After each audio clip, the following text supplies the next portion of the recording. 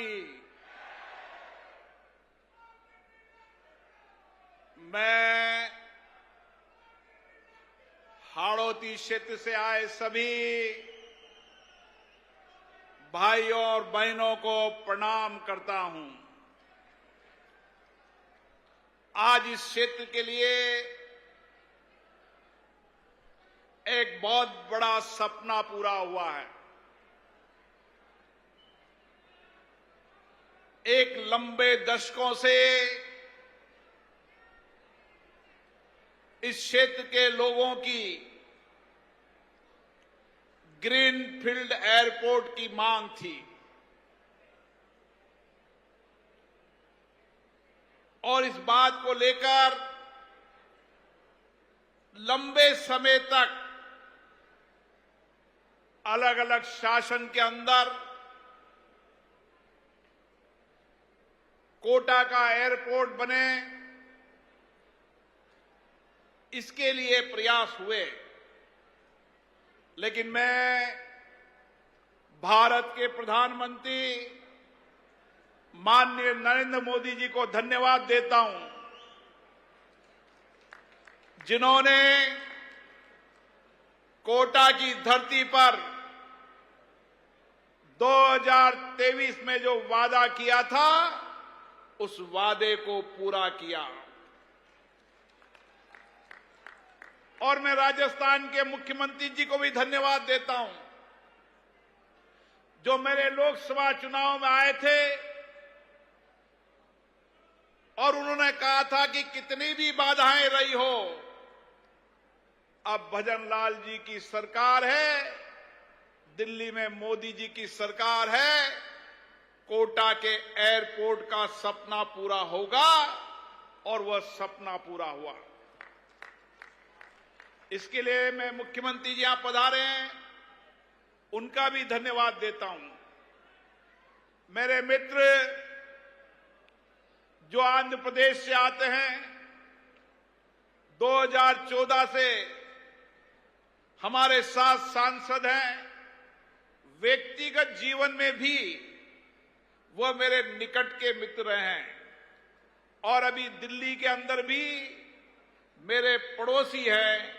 मैं के राममोहन नायडू जी का भी देता हूं, जिन्होंने संसद के अंदर हर सत्र के अंदर मीटिंग कर कर, चर्चा कर कर कैसे कोटा का एयरपोर्ट बने, उनका प्रयास हमेशा एयरपोर्ट बनाने में भी है और एयरपोर्ट 2027 में पूरा हो और देश के अधिकतम राज्यों को एयर कनेक्टिविटी से जोड़े।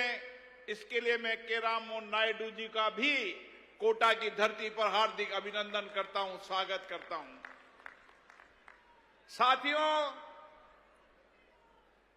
कोटा वह धरती है जहां रोड कनेक्टिविटी है, एयर कनेक्टिविटी बनेगी, रेल कनेक्टिविटी है, देश में सबसे ज्यादा पानी है, चंबल मां का आशीर्वाद है और बिजली का सबसे बड़ा उत्पादन क्षेत्र है। और इसीलिए एयर कनेक्टिविटी बनने के साथ ही कोटा के विकास के नए द्वार खुलेंगे। और मेरा विश्वास है, माननीय मुख्यमंत्री जी मुझसे चर्चा कर रहे थे कि सारे क्षेत्र के अंदर आने वाले समय में इंडस्ट्रीज लगे, आईटी का सेंटर बने और ये खुशी है, इसी एयरपोर्ट के पास 600 हेक्टेयर की जमीन रिको ने डेवलप करने का संकल्प लिया है, ताकि आने वाले समय में इंडस्ट्रीज के नए द्वार खुलेंगे। और आने वाले समय में कोटा कोचिंग शहर है, कोटा का विद्यार्थी देश और दुनिया में नेतृत्व करता है और तिबल आईटी के विस्तार के साथ आने वाले समय में आईटी का बड़ा हब भी कोटा में बढ़ेगा, ताकि लोगों के रोजगार और विकास के नए द्वार खुलेंगे। साथियों, जब भी मैं दिल्ली में चर्चा करता था कोई इंडस्ट्रीज वाले के लिए कोटा में आने के लिए, तो सबसे पहले पूछते थे कि कोटा में एयरपोर्ट है क्या, और मैं कहता था एयरपोर्ट तो है लेकिन बड़ा जहाज नहीं उतरता, वो फिर आते लौट के नहीं आते थे।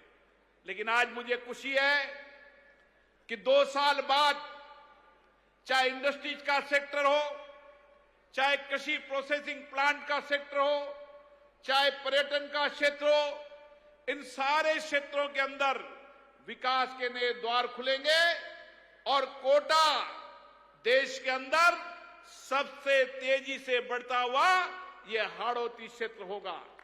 और उसके साथ साथ मैं राज्य के मुख्यमंत्री को धन्यवाद दूंगा। हम चंबल की नदी के किनारे तो थे, परवन के नदी के किनारे भी थे, लेकिन हमारे हजारों गांव के अंदर अभी भी हैंडपंप और ट्यूबवेल का पानी पीते थे। लेकिन राजस्थान के मुख्यमंत्री जी ने यह वादा किया है कि हाड़ौती क्षेत्र के अंदर हर खेत तक पानी पहुंचेगा और हर गांव तक पीने का पानी पहुंचेगा। और इस 2 साल के अंदर इस लक्ष्य से काम किया जा रहा है, हर खेत तक पानी और हर घर तक पानी, जो इस क्षेत्र के सबसे जड़ी आवश्यकता थी, उस आवश्यकताओं को पूरा करने का काम किया है। ऐसे कोटा के विकास के कई नए आयाम हैं, मैं आपसे फिर चर्चा करूंगा। आज तो हम सबका सपना एक ही है कि कोटा का एयरपोर्ट जल्दी बने और यहां के लोगों को रोजगार मिले, इंडस्ट्रीज आए, सर्विस सेक्टर आए, हॉस्पिटल का हब बने। आने वाले समय के अंदर इंडस्ट्री, व्यापार, पर्यटन के क्षेत्र के विकास का हो। मैं पुनः कोटा की धरती पर आप सबका भी अभिनंदन करता हूं और राज्य के मुख्यमंत्री जी भजन लाल जी शर्मा और हमारे मित्र नागरिक उड्डयन मंत्री के राम नायडू जी का और हमारे सभी मंत्रीगण विधायकों का भी बहुत बहुत अभिनंदन। आप सबको बहुत बहुत आभार।